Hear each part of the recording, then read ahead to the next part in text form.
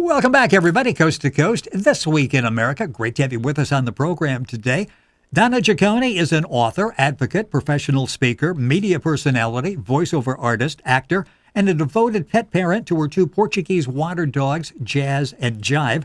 Donna is a former nurse, family and addictions counselor, flew with a major national airline as a flight attendant, a 23-year corporate professional, wrote, produced, and hosted her own Emmy-nominated local TV show, The Dog Show with Jazz. She's an advocate for the humane treatment of animals and the author of Being a Super Pet Parent, Everything You Need to Know to Foster a Long, Loving Relationship with Your Dog, a fun-filled, engaging, and comprehensive resource for pet parenting, and winner of an Indie Excellence Book Award. DonnaChicone is with us on This Week in America. Hi, Donna. Welcome to the program.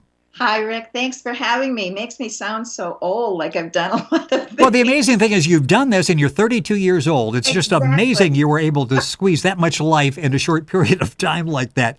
A wizard. The book is an excellent read, and basically this is the book that you wanted but couldn't find when you had your first dog, Breezer. Talk about that and the difference this book would have made to you, and then we'll talk about how it's making a difference in the lives of humans and pets for a lot of other people that have read the book. You know, the way I describe it with Breezer, Rick, is he was a dog at my convenience. I loved Breezer. He got his vet care. We spent time with him, but we did not engage him for the wonderful attributes that he had as the dog he was. It was more or less when we had time to be with Breezer, we were with Breezer. And I don't think that's so atypical of so many first pet parents. I think that we don't really fully appreciate the richness and abundance of the qualities dogs have and how they truly can impact our life so positively. And when Jazz and Jive, first Jazz came into my life, it seemed everything was so different. The breeders were more knowledgeable. The other people who I met in dog classes, training classes, were so much more knowledgeable. I describe it as feeling like a movement. Like everybody that I had contact with wanted to make sure that people knew all this knowledge about dogs so that the quality of the relationship with the pet parent and the dog was the best it could be. And it almost felt like a movement. And I wanted to be a part of that, but I wasn't a vet and I wasn't a trainer. But I had done TV in corporate America, and so one thing led to another, and pretty soon I had a TV show about dogs. So that's when everything really started, where dogs became a very, very significant part of my life. No, it's interesting because you talk about in the book that making bad decisions, and you regretted those decisions, but then you realized it was basically because limited knowledge, and you've talked about that, you've mentioned knowledge several times. Is that the difference? We now understand so much more about the dog and how that we can enhance that relationship. Absolutely. And you can always go on your computer and Google. Now, all the information on the internet isn't always accurate, but at least you have enough to select from that if it resonates with you and feels like your gut check tells you it's good information, then you can at least access information that you need about your dog. It's incredible to me how much more information we actually have access to and how quickly we can get it today. The book we're talking about is Being a Pet Parent, Being a Super Pet Parent, Everything You Need to Know to Foster a Long, Loving Relationship with Your Dog. DonnaChicone is the author, our guest on This Week in America today. jazzandjive.com, the website. The book's available all across the country, award-winning book, and of course you can link on to thisweekinamerica.us and get all the information, link on directly to Donna's website. Let's start with the very basics on this, and you talk about exploring the motivation for wanting a dog in your life. And I'm thinking this probably is the most important decision we will make because it impacts the animal's life and your life as well. And you think about it so often, it becomes a gift. You see a TV story and you decide I'm going to have a rescue dog, and you don't really think it through. Talk about how you really sit down and determine, yes, this is for me. It's so important. We're so easily influenced emotionally by dogs. Yes. They move us right in our heart, right to our soul, especially when you see a puppy. And it's also the most impulsive decision we make. in our lifetime usually is when we just decide to get a dog. We do it rather impulsively, and we don't really spend a lot of time doing research. Although I'm meeting more and more people who really do the research, which is so important.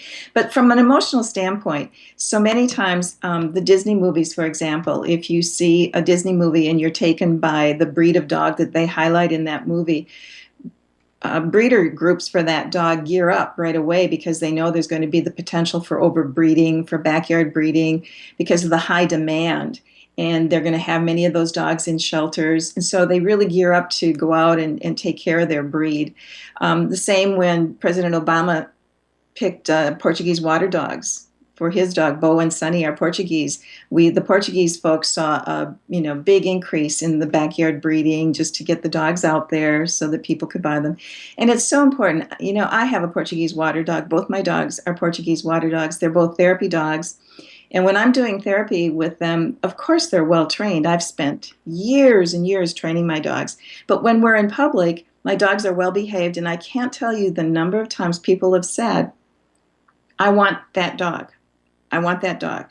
They want a well-trained, well-mannered dog that's groomed and that's able to work with children. Well, that doesn't just come that way. Right, It took years to make that happen. So it's really important for us to consider ahead of time, what is our lifestyle? Where do we live in the country, in the city, in an apartment? Are we an active person? If you get a border collie, my gosh, this dog needs a lot of exercise. You better be ready to be outside with that dog. You really have to research the dog that you think you want and the best dog suited for your lifestyle so that the relationship will really be the best quality it can be for both you and the dog.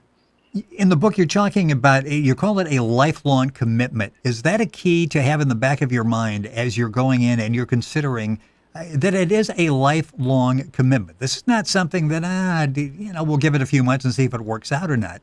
This really is a commitment. It certainly is. Dogs are not objects. They're sentient beings. They have feelings. They feel fear. They feel pain. They don't have words like we do to tell you that, but they tell you in so many ways. And they're very, very feeling beings. They are not objects to be disposed of at your convenience, which is often what happens. When you commit to a dog, we need to commit to them for the lifelong haul, for the whole life journey, to the very end. There are too many dogs who are what we call senior dogs who get surrendered to shelters simply for being old. In the book, you talk about the problem when you do it impulsively, contributing to what almost 4 million dogs land in shelters every year. An alarming 1.2 million dogs are euthanized every year. And what many of these, is it safe to say, the result of a mistake? Somebody just really didn't think through what this was going to entail? That plus the fact that the dog probably didn't get any training. One of the biggest mistakes that I think we make when we bring a dog into our life is thinking that we'll just bring the dog in to our life and it will feel good, but we don't realize the cost, the responsibility, the need to train the dog, the amount of time that dogs really demand. And when people start realizing all that, oftentimes they say, boy, I can't afford this dog. I really can't. I never thought about how much it would cost to feed the dog and the vet care. And I really don't want to take the time to take the dog to training. I mean, I didn't think that was part of the deal. And so they end up with a dog that's acting out, that they can't manage, that they can't afford, and they end up surrendering them. It's very sad for everybody. The book is called Being a Super Pet Parent, Everything You Need to Know to Foster a Long, Loving Relationship with Your Dog. The author is DonnaChicone, our guest on This Week in America. The book's available all across the country. Her website is jazzandjive.com. You can link on directly by going to our website, thisweekinamerica.us. You mentioned the commitment of time, money, responsibility. Something else that people are probably overlooking. I mean, there is time and money and certainly responsibility that goes into this decision making. Certainly, people really totally always underestimate the cost. The cost of vet care alone is really skyrocketing, just like health costs for humans. Yes.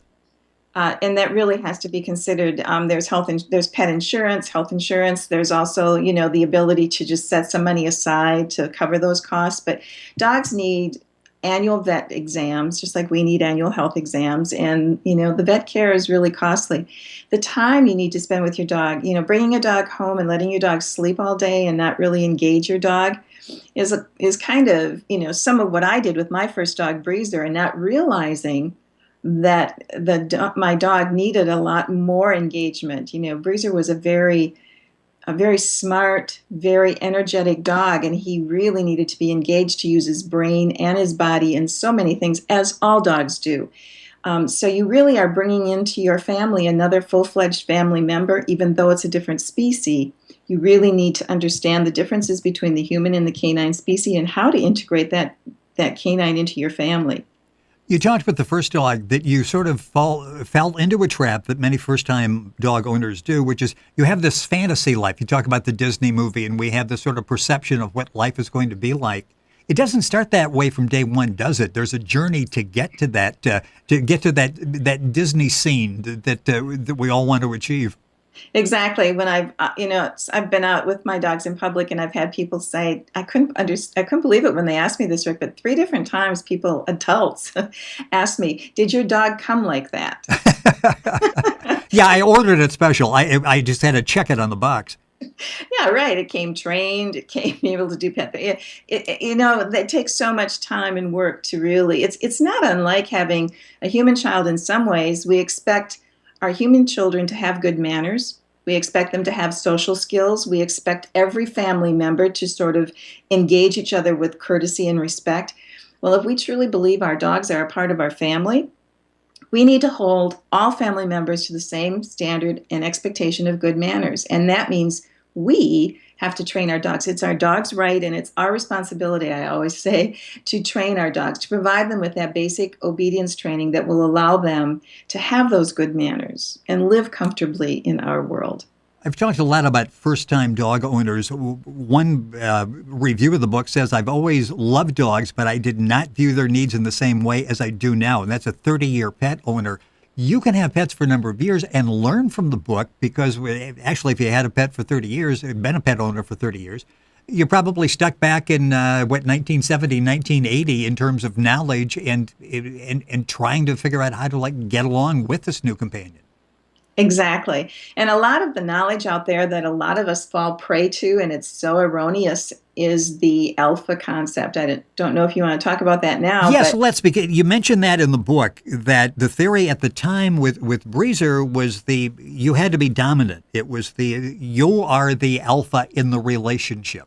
And that's changed, thankfully, hasn't it? Absolutely. We have people out there still advocating the alpha and the dominance theory. The alpha concept really promotes dominance in our relationship with our dogs and dominance in how we train our dogs. And it's traced back very falsely to wolves. And there's a lot of people out there who have done some really great research. Dr. L. David Mack, who is a scientist actually here in Minnesota, where I am, studied wolves for 13 years in the wild in the Ellesmere Island in Northwest Territories of Canada. And he found his data is very well laid out, and a lot of people refer to him as I do. But Temple Grandin also does too, and I think she's the best animal whisperer we have in the world practically.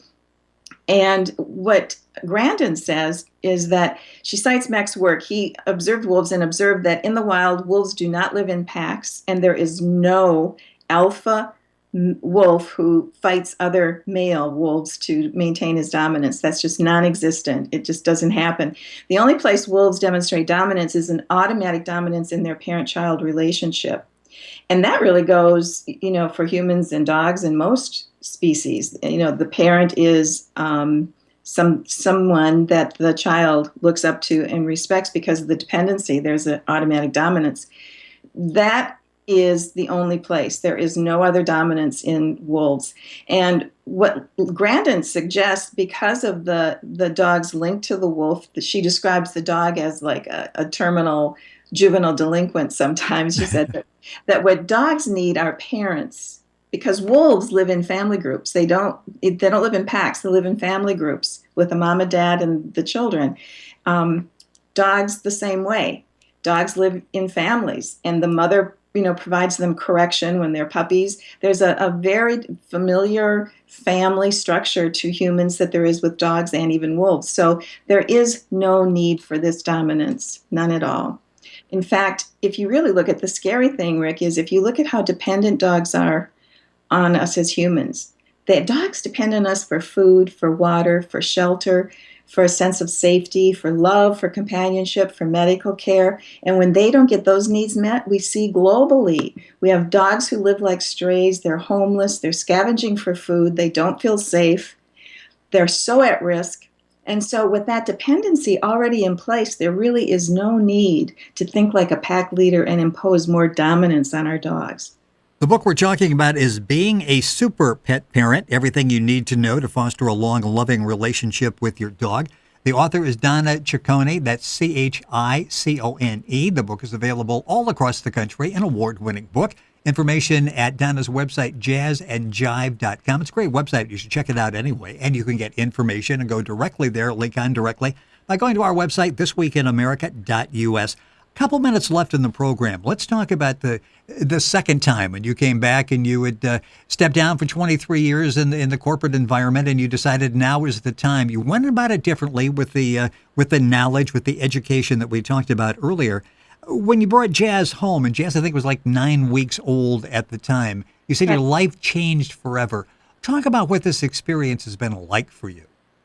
Well, I totally engaged Jazz as the feeling being that he is as a dog. I just totally, my perspective about dogs was so different. And I just met his needs in a different way, knowing that he has a sense of feeling and able to communicate. And I learned by watching and being with my dog how my dog communicates. And I think that's so true for all pet parents. We need to spend time with our dogs. We need to spend time with our human family members and friends to develop relationships with them. It's the same thing with the dogs. And then when Jive came, I learned even more about Jazz because I had 2 dogs, and Jive taught me that every single dog has their own individual personality. No 2 dogs are alike in any way. They may have some generalized similar behavior, just like human toddlers may. And you say, well, that's how, children behave, or that's how dogs behave. But when you get to know that child or that dog individually, you will be able to tell so many differences between that dog and all the other dogs because they all have such unique personalities. So my dogs have continued to, because I've chosen to engage them so much differently, they have taught me so much. It's been just a joyful journey so far and continues to be. Well, and you say in the book, be aware, and you mentioned this before, that our pets experience pain, fear, and joy. Just knowing that, I think, goes a long way in establishing that bond, that relationship. Time has gone by way too quickly. We will have Donna back on another program. The book is Being a Super Pet Parent. How to make that transition from just a pet parent, as Donna did, to being a super pet parent. Everything you need to know to foster a long, loving relationship with your dog. The book's available all across the country. Jazzandjive.com is our website. Information at our website, thisweekinamerica.us. Donna, a pleasure reading the book. A pleasure having you on the program. Look forward to having you back again. Thank you, Rick. It's been my pleasure. You're listening to This Week in America. Information on Donna and all of our guests available at our website, thisweekinamerica.us. Back after these messages.